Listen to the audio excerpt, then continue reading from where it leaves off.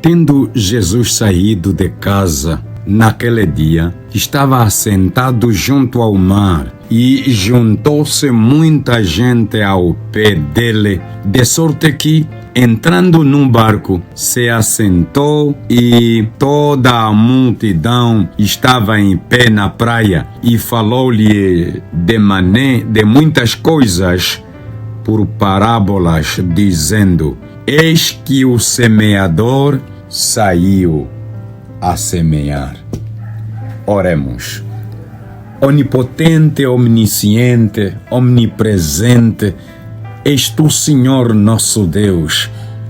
Bendito, Senhor, seja o teu nome entre os teus. Bendito seja o teu nome, porque tu és o Criador, tu és o sustentador, tu és aquele que governa a sua criação. Te damos graças, Senhor, nosso Deus, pela tua palavra. Te damos graças, Senhor, pela tua bondade. Te damos graças, Senhor, pela tua misericórdia, pela tua piedade, pelo teu favor, pois que tu nos dás este novo dia começando. E neste novo dia que começa, queremos consagrar nossas vidas nas tuas mãos. Queremos consagrar esta semana laboral nas tuas mãos, para que o Senhor nos venha encher do verdadeiro conhecimento, para que possamos fazer o teu querer, para que possamos fazer a tua vontade, para que possamos ser instrumentos teus em todo o tempo, Senhor. Pai, reconhecemos a nossa condição de pecadores. Nós somos pecadores, pecamos contra ti, contra o nosso próximo, contra a natureza, contra nós mesmos, por pensamentos, por palavras, por obras e por omissões. Tu, Senhor, és o Deus acima do qual e embaixo do qual não há outro Deus senão apenas o nosso Deus. Muito obrigado, Senhor, pela tua revelação a nós.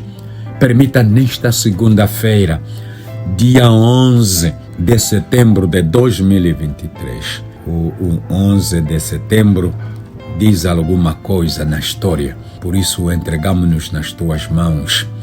Use-nos, Senhor, como teus instrumentos. Te pedimos isto nos merecimentos de teu Filho Jesus Cristo, nosso Senhor e Salvador. Amém. Caríssimas irmãs e caríssimos irmãos, nós temos a sugestão do texto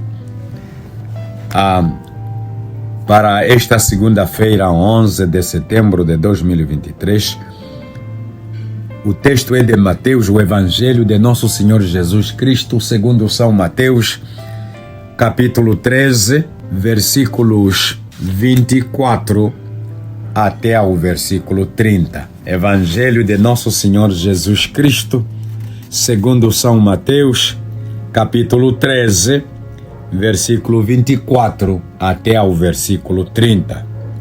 E assim nós lemos: Propôs-lhes outra parábola, dizendo: O reino dos céus é semelhante ao homem que semeia boa semente no seu campo, mas dormindo os homens, veio o seu inimigo e semeou joio no meio do trigo e retirou-se. E quando a erva cresceu e frutificou, apareceu também o joio. E os servos do pai da família, indo ter com ele, disseram-lhe: Senhor, não semeaste tu no teu campo boa semente? Por que tem então joio?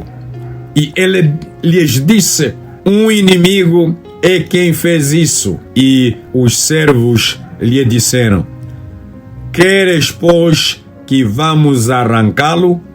Porém ele lhes disse: Não, para que, ao colher o joio, não arranqueis também o trigo com ele.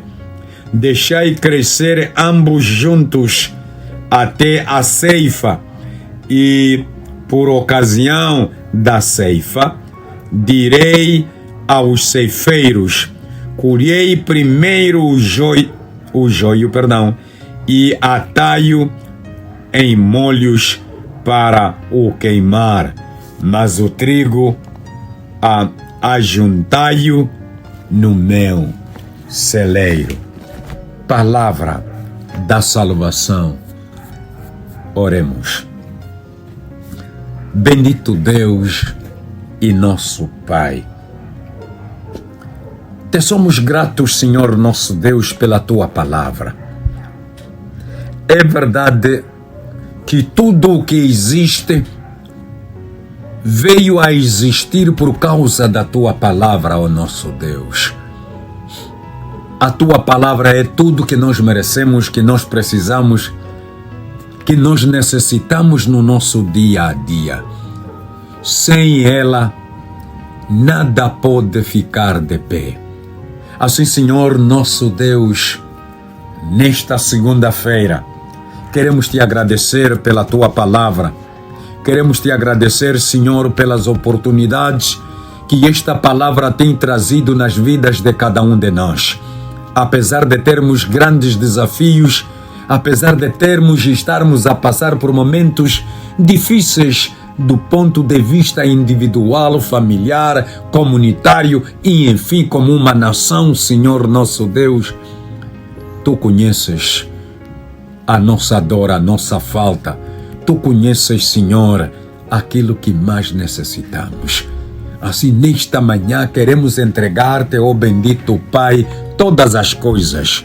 E nós queremos, de uma maneira muito particular, agradecermos a Ti, ó nosso Deus, porque o Senhor nos acompanhou saindo de Luanda e indo até a Uambo, juntando-nos aos familiares de Tianeque, onde tivemos o privilégio de podermos deixar no cemitério de São Pedro aquele jovem de 26 anos. Senhor nosso Deus, muito obrigado, pois que regressamos e estamos no seio familiar, em casa. Venha, Senhor nosso Deus, estar conosco. Vele por cada um de nós. Vele pelos nossos interesses. No nome de Jesus, o Salvador, nós te rogamos. Amém. Caríssimas irmãs e caríssimos irmãos, muito bom dia, muito boa tarde e muito boa noite. Nós temos o tema para hoje que diz que o bom pastor semeia o trigo e não o joio. O bom pastor semeia o trigo e não o joio. Para esta semana, de 11 a 17 de setembro de 2023, nós temos o tema da semana que diz que o bom pastor lança a semente da vida abundante. O bom pastor lança a semente da vida abundante.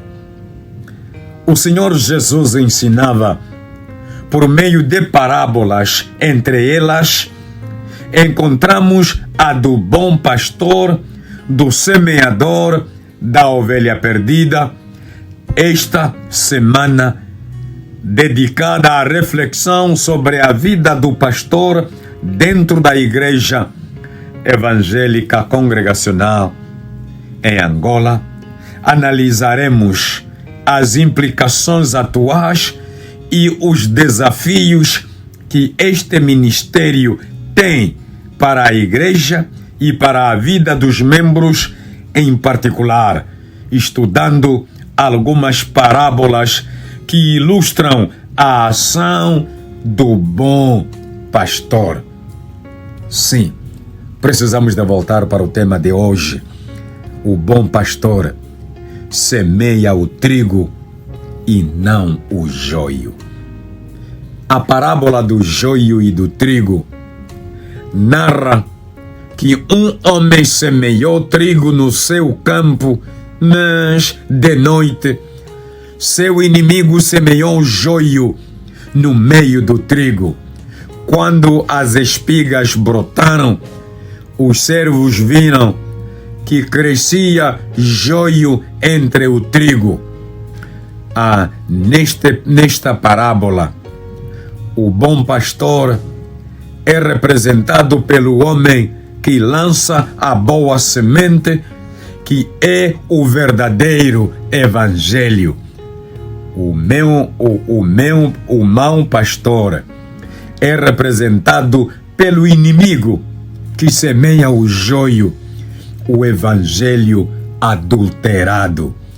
Os filhos de Deus devem ter discernimento espiritual para saberem distinguir os verdadeiros pastores dos falsos que lançam o joio em todo o tempo. Olhando um pouco mais para esta parábola, na verdade, os três principais elementos da parábola do joio e do trigo são o dono do campo, número 1, número 2, a boa semente que foi plantada e número 3, o joio. São três coisas fundamentais que este texto que acabamos de ler traz ao de cima. É o dono, o campo e o joio. A boa semente, né? E nós temos, na verdade, o joio. Um inimigo, na verdade, tenta sabotar a plantação do dono de um campo plantado ou plantando semente de uma planta que se parece com o trigo, mas pode ser venenosa. A tática do inimigo só é descoberta quando o trigo cresce, pois o joio aparece junto e a diferença entre os dois tipos de planta é óbvia.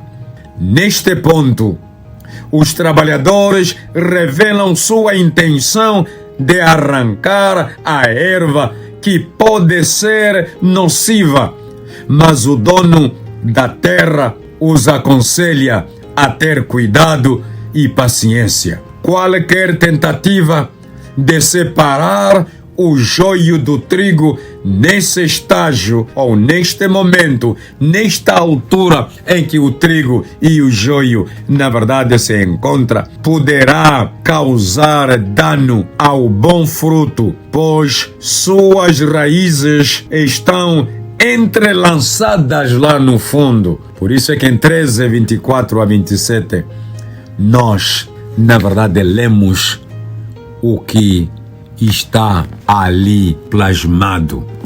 Se 26 a 27, e quando a erva cresceu e frutificou, apareceu também o joio, e os servos do pai da família, indo ter com ele, disseram-lhe: Senhor, não semeaste tu no teu campo boa semente?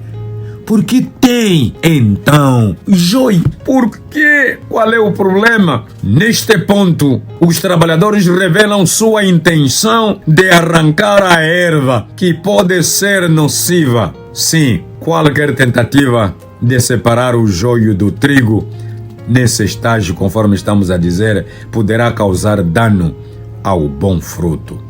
A separação dos dois frutos será feita com muito trabalho durante a colheita, quando será mais fácil distingui-las. O joio então será lançado no fogo.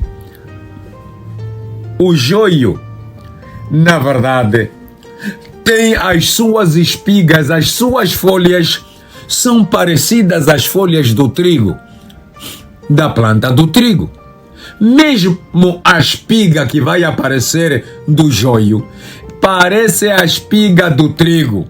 A única diferença vai ser que você vai apalpar na espiga do joio, não tem absolutamente nada.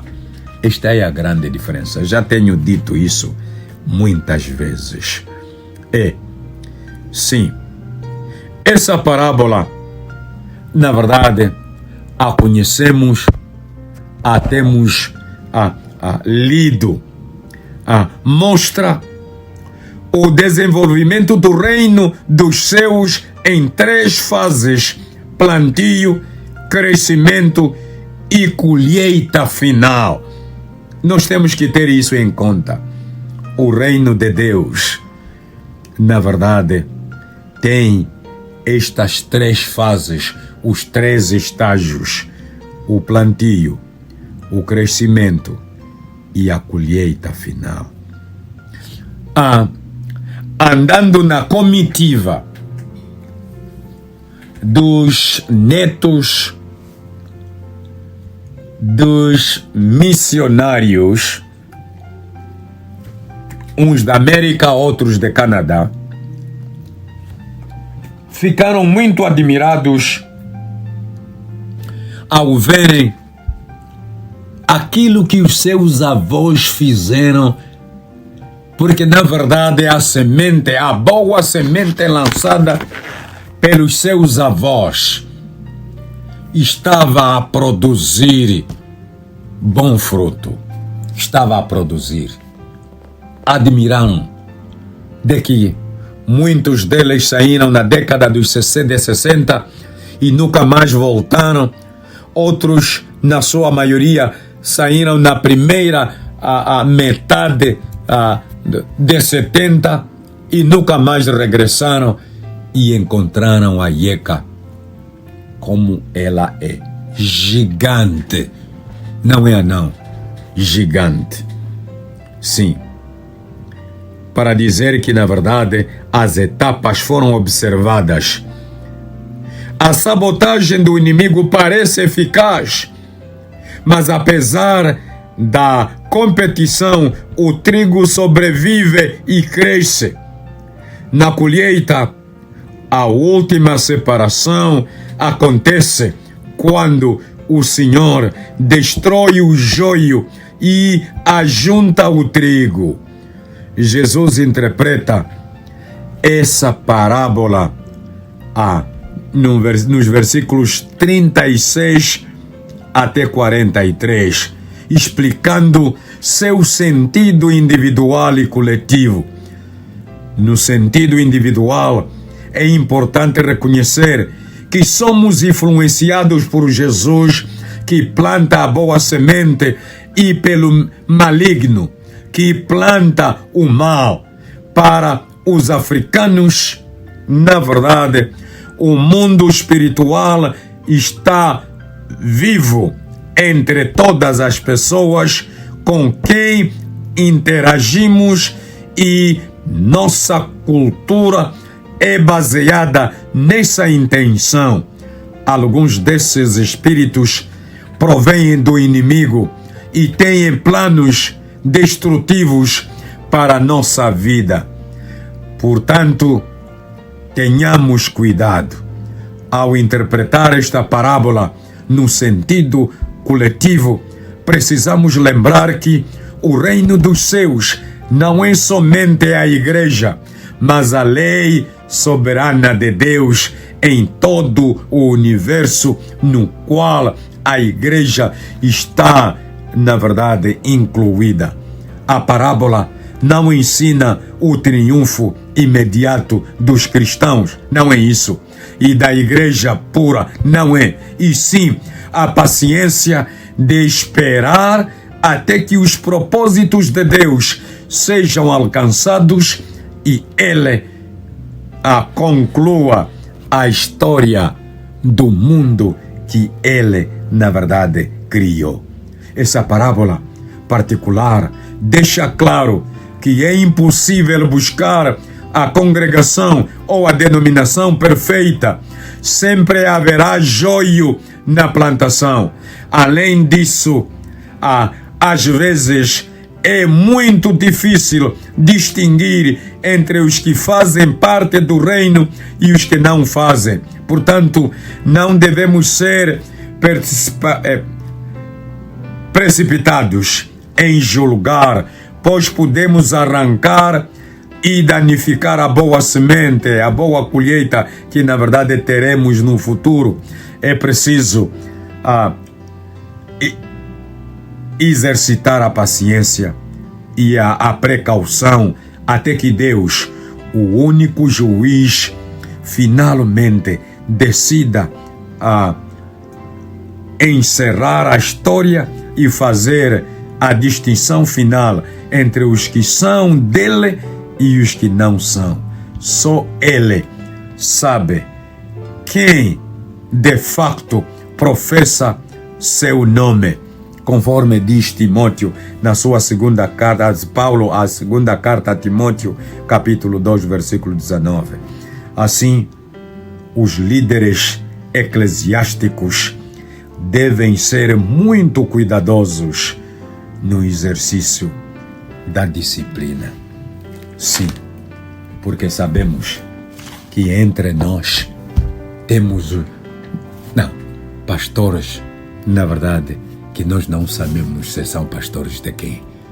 Nosso Deus e nosso Pai, venha abrir nossas mentes, nossos ouvidos, nossos olhos, nossas bocas para o teu reino.